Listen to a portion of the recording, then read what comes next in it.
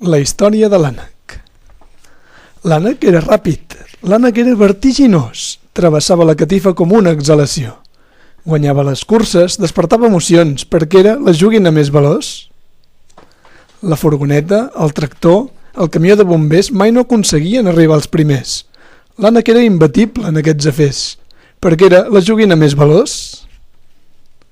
Mai al darrer, sempre al capdavant. «Atura't!», crida en Tim, «sisplau, no corris tant!». L'ànec no el sentia, passava com un llamp. «Zum!», feia la joguina més veloç. L'ànec va cap al replà sense cap esforç. És que gosarà llançar-se escales avall?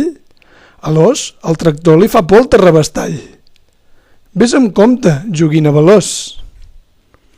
Però les escales eren un obstacle. Baixar-les amb rodes, quin espectacle! L'ànec temerari va quedar fet un nyap, patapum, patapam, catacrac! L'ànec s'havia trencat, l'ànec s'havia estavellat. Aquelles rodes esquerdades no es podien reparar, ni el cap escantellat ni la trompada al bec. Adéu a les carreres, diguem un gemec. Després de la caiguda es va acabar el joc. Ja no podia córrer, anava a poc. Enyorava els amics, no els trobava enlloc. Ja no era la joguina més veloç.